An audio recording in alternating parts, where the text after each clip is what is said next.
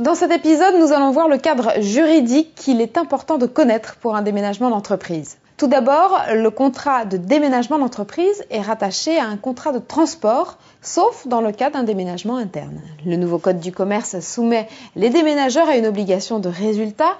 En cas de dommage, leur responsabilité est présumée, sauf vice caché, force majeure ou faute du client.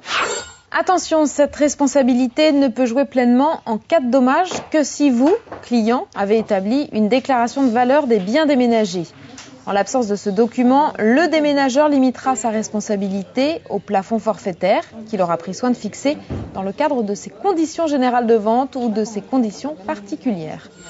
En cas d'incident, vous devez confirmer les dommages constatés dans les 3 jours suivant la livraison ou à la réception définitive du chantier par courrier recommandé avec accusé de réception.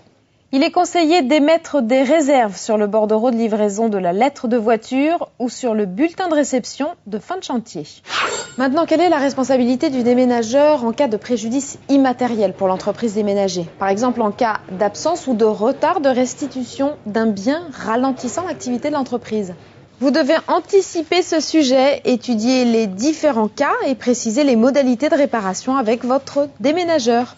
Enfin, quelques précisions importantes sur le plan de prévention et le protocole de sécurité.